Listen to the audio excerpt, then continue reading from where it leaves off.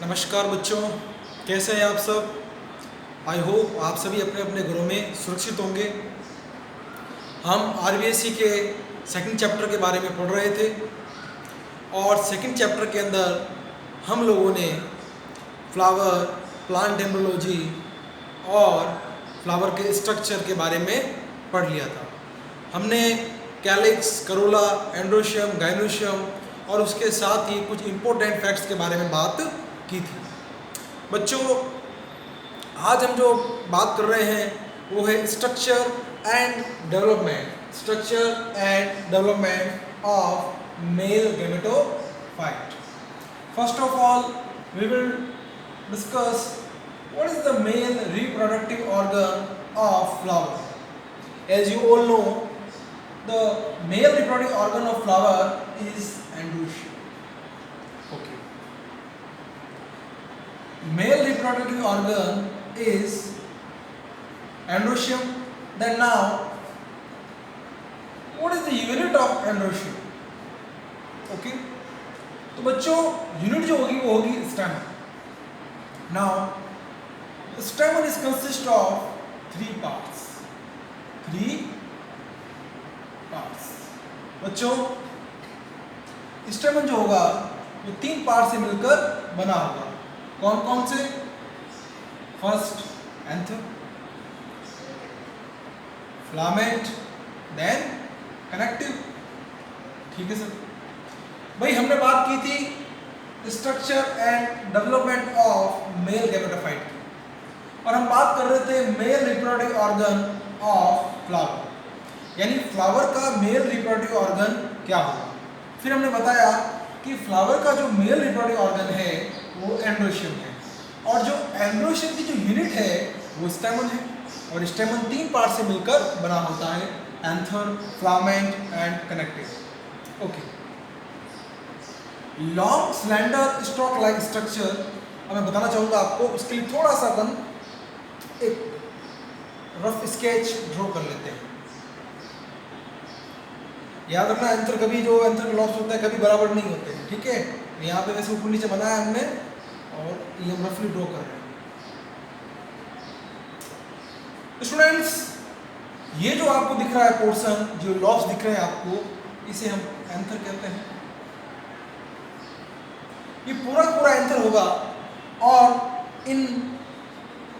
इस एंथर को थैलेमस से जोड़ने वाला, इस एंथर को थैलेमस से जोड़ने वाला फिलामेंट कहलाता है. क्या कहलाता है बच्चों? फिलामेंट. ओके. अब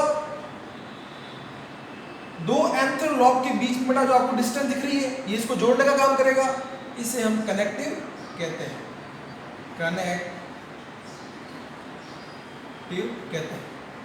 आया समझ में? भाई हमने क्या डिस्कस किया कि मेल रिप्रोडक्टिव ऑर्गन जो है फ्लावर का वो एंड्रोशियम है. एंड्रोशियम यूनिट जो वो स्टेमन है. क्या है बेटा?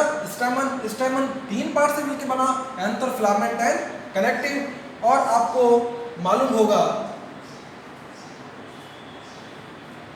कि यहाँ पर हमने एक रफ डायग्राम बनाया स्टेमन का. ठीक है बेटा. देखा, ध्यान से देखना बेटा यहाँ पर कि ये जो आपको जो ये अपर स्वॉलन पार्ट दिख रहा है बेटा, अपर स्वॉलन पार्ट है.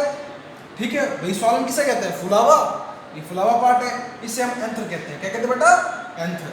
अब ध्यान रखना बेटा, एंथर को जो दो एंथर लॉब से जो कनेक्टिंग रीजन है बेटा. ठीक है. स्ट्रल रीजन में वैसे बता दूं मैं आपको, डिस्कस करेंगे हम. ये कनेक्टिव हो गया. क्या बेटा? कनेक्टिव. ठीक है.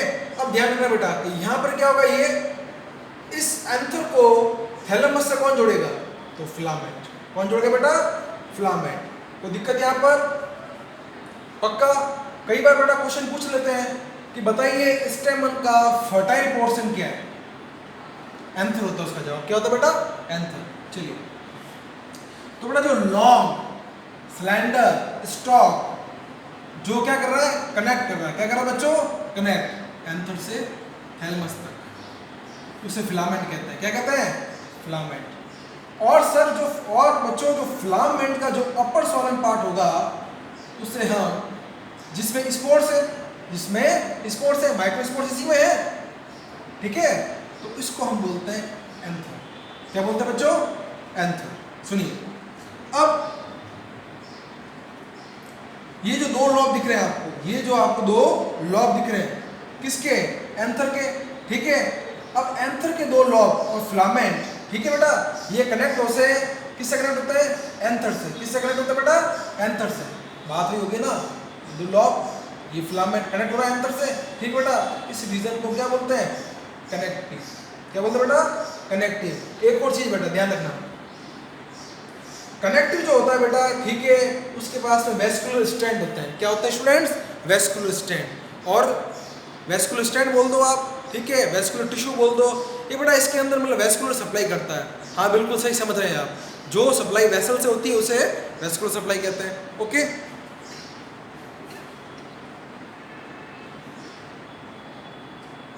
बच्चों अगर फर्टाइल पोर्शन की बात करूं स्टेमन की तो एंथर है, और कैप्सुला में स्टेमन कितने होते हैं तो क्या बताएंगे आप लोग? 6। कितने तो बेटा? 6। अब बेटा याद रखना, एंथर के पास में दो लॉब्स हैं। कितने लॉब्स हैं? 2। और हर एक लॉब के अंदर बेटा कितने चैम्बर है? 2 चैम्बर है, ठीक है, जिसको हम पॉलन सैक्स कहते हैं। क्या कहते हैं बेटा? पॉलन सैक्स कह दो, पॉलन चैम्बर कह दो, माइक्रोस्पोंज कह दो, ठीक है। यहाँ तो कोई दिक्कत है आप लोगों को? ठीक है, बात आ गई समझ में? बेटा ध्यान रखना एक खास बात का कि पॉलन ग्रेन जो होते हैं बेटा, ठीक है,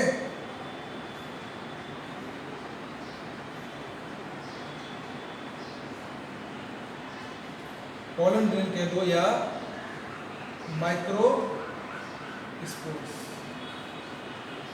ये किससे बनेंगे बेटा पता है आपको? ये बनेंगे आपके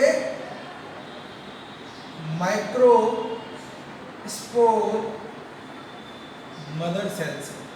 किससे बनेंगे? माइक्रो स्पोर मदर सेल से। अब बेटा आप लोग पूछोगे सर पॉलन ग्रेन ये जो माइक्रो स्पोर है वो माइक्रो स्पोर मदर सेल से बन रहे हैं, किससे बन रहे हैं बेटा? माइक्रो स्पोर मदर सेल से। इसके लिए सर कौन सा डिवीजन होगा? चलिए डिस्कस करते हैं। तो बच्चों इसके लिए डिवीजन होगा वो होगा आपका मियोटिक डिवीजन। क्या होगा बच्चों? Meiotic division. कौन सा डिवीजन? Meiotic division. इसको मियोसिस भी कहते हैं, कोई दिक्कत नहीं है। और बच्चों ध्यान रखना इस प्रोसेस को माइक्रो स्पोरोजेनेसिस कहते हैं। मैंने पहले ही बताया था जेनेसिस क्या होता है बेटा? फॉर्मेशन, ठीक है, क्या फॉर्म हो रहा है? स्पोर। कौन से स्पोर? माइक्रो यानी मेल, ठीक है, तो उस प्रोसेस को बोल देंगे माइक्रो स्पोरोजेनेसिस। कोई दिक्कत है बच्चों? कोई दिक्कत है? याद रखना बेटा एंथर जो होता है, क्या होता है बेटा? एंथर जो होगा बेटा उसके अंदर कितने लोब होते हैं? 2 लोब, इसलिए इसे क्या बोलते हैं? बाइलॉब्ड। क्या बोलते हैं बेटा? बाइलॉब्ड स्ट्रक्चर। बाइलॉब्ड स्ट्रक्चर क्या बोलते हैं बच्चों? बाइलॉब्ड स्ट्रक्चर। तो कोई दिक्कत आ रही है यहाँ तक? चलिए ध्यान रखना बेटा। और वो पूछे कि भाई पॉलन ग्रेन जो है ये माइक्रोस्पोर जो है, ठीक है, उसके अंदर पॉलन ग्रेन जो होते हैं बेटा क्या होगा? पॉलन ग्रेन जो होते हैं बेटा वो माइक्रोस्पोर मदर सेल से बनते हैं, ठीक है। और माइक्रोस्पोर मदर सेल से बेटा किस डिवीजन के थ्रू बनेंगे?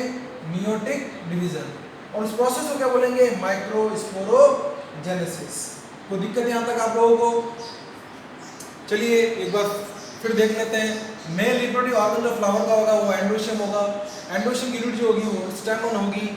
स्टेमन के बच्चों 3 पार्ट होंगे, anther, filament and connective. Anther, filament and connective. जो long cylinder stalk like structure है जो कि एंथर को थैलेमस से कनेक्ट कर रहा है वो फिलामेंट है। वो फिलामेंट है बेटा, क्या है? फिलामेंट, ठीक है। अब फिलामेंट का जो फुलावा भाग है, ठीक है, जिसके पास में स्पोर्स हैं उसे हम एंथर कहते हैं। एंथर के साथ 2 लोब होते हैं बेटा, 2 लोब है एंथर के और फिलामेंट दोनों कनेक्ट हो रहे हैं, ठीक है। किस रीजन के थ्रू? ये सर एक मतलब कि रीजन है जिसको हम कनेक्टिव कहते हैं बच्चों। क्या कहते हैं? कनेक्टिव। अब ध्यान रखना बेटा कि ये जो कनेक्टिव होता है वो होता है आपका स्ट्राइल। क्या होता है बच्चों? स्ट्राइल। अब एक और चीज मैं आपको और बताना चाहूंगा इसके साथ में, स्ट्राइल तो है ही बेटा, और किसका बना हुआ है? पैरेन्काइमेटस टिश्यू का। अरे बच्चों किसका बना है बताओ ना? Parenchymatous tissue. कोई दिक्कत यहाँ तक? तो अगर आपसे कोई ये पूछ ले कि भैया कनेक्टिव जो है वो कैसा है, फर्टाइल है या स्ट्राइल है, तो बेटा क्या बताओगे, स्ट्राइल।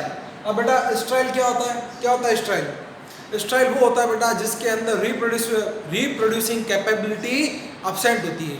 कौन होता है स्ट्राइल? जिसमें रिप्रोड्यूसिंग एबिलिटी नहीं होती, उसे हम बोलते हैं स्ट्राइल। और जिसके अंदर मतलब रिप्रोड्यूसिंग एबिलिटी होती है बच्चों, उसे हम बोलते हैं fertile. Are you able to get it? Okay, now अब हम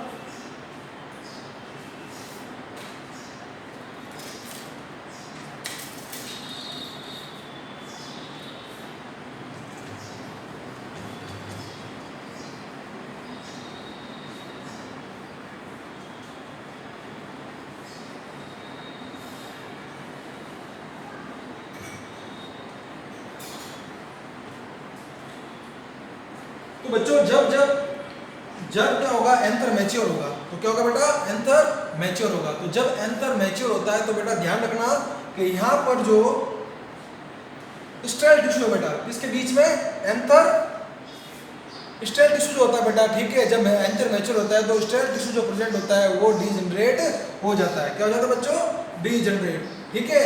तो इस डीजनरेट होने की वजह से पॉलन सैक फ्यूज कर जाते हैं, पॉलन सैक्स फ्यूज हो जाते हैं। क्या हो जाता है बच्चों, फ्यूज, ठीक है। तो बेटा एक मैच्योर एंथर के अंदर 2 पॉलन चैम्बर होते हैं।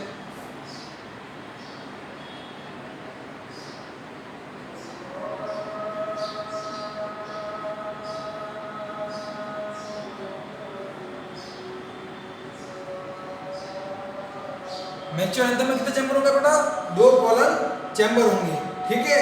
और याद रखना बेटा, एक टिपिकल जो एंथर होता है,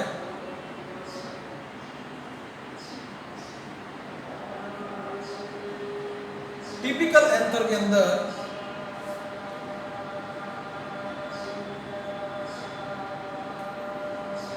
दो थीका प्रेजेंट होते हैं, इसीलिए इसको हम डाईथीकस कहते हैं, डाईथीकस, ठीक है बेटा। और याद रखना जब एंथर मैच्योर हो जाता है तो उसके अंदर बेटा कितने पॉलन चैम्बर पाए जाते हैं, बताते ना 4, ठीक है। इसीलिए क्या बोलते हैं इसको, टेट्रा स्पोरेंजिएट, टेट्रा स्पोरेंजिएट। तो दिक्कत बेटा यहाँ तक, ठीक है। अब ध्यान रखना बेटा, ब्रेसिकेसी फैमिली बोलूं या क्रूसीफेरी, या क्रूसीफेरी, तो बच्चों याद रखना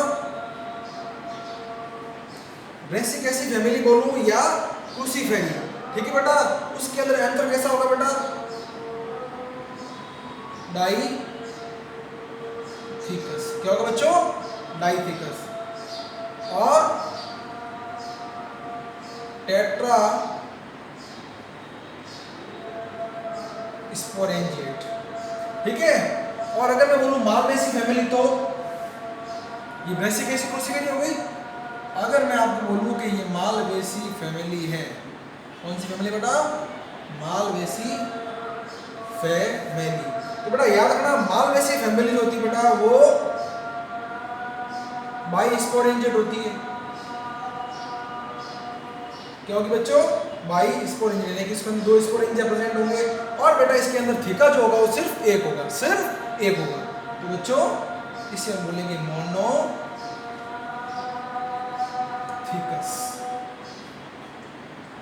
ठीक है बच्चों। तो बेटा एंथर जब मैच्योर होगा, एंथर क्या होगा बेटा, मैच्योर होगा, तो बेटा स्टेल टिश्यू प्रेजेंट होता है किसके बीच में, पॉलन चैम्बर के बीच में। तो जब बेटा एंथर मैच्योर होता है, एंथर मैच्योर होता है तो स्टेल टिश्यू प्रेजेंट होता है पॉलन चैम्बर के बीच में, वो फ्यूज हो जाता है। क्या हो जाता है बच्चों, फ्यूज। और फ्यूज होने की वजह से बेटा यहाँ पर हमें सिर्फ 2 पॉलन चैम्बर दिखाई देते हैं, ध्यान रखिएगा। टिपिकल एंथर के अंदर बेटा 2 थीका होते हैं, इसे हम डाईथीकस कहते हैं। क्या कहते हैं, डाईथीकस, ठीक है। और बेटा याद रखना एंथर के अंदर स्पोरेंजिया कितने होते हैं, तो बताओगे 4। तो 4 को बोलते हैं टेट्रा, नहीं स्पोरेंजिएट, तो हो जाएगा आपका टेट्रा स्पोरेंजिएट टाइप। क्रूसीफेरी की बारे में बात करूं बच्चों, तो क्रूसीफेरी फैमिली कौन सी है भाई, कैप्सेला वाली, कैप्सेला वाली। बच्चों कैप्सेला का पूरा नाम बताओ, बता रखा है आप लोगों को। कैप्सेला का पूरा नाम होगा बच्चों कैप्सेला बर्सा पेस्टोरिस। क्या नाम होगा बच्चों? कैप्सेला बर्सा पेस्टोरिस।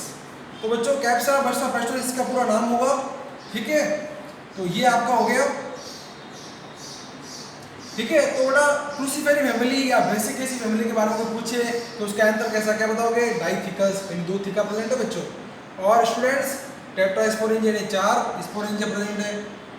मालवेसी फैमिली के बारे में पूछे तो बाई स्पोरेंजिया मतलब 2 स्पोरेंजिया प्रेजेंट है। मोनोथिकस के बारे में पूछे तो थीका सिर्फ 1 प्रेजेंट है। यहाँ तक कोई दिक्कत है तो बताइए। तो इसी के साथ बेटा हमने इसका थोड़ा सा बेसिक स्ट्रक्चर ले लिया, ठीक है। आई होप आपको समझ में आया होगा। और अगर आपको कुछ भी चीज़ में दिक्कत आती है तो आप कमेंट सेक्शन बॉक्स में कमेंट कर सकते हैं, ठीक है।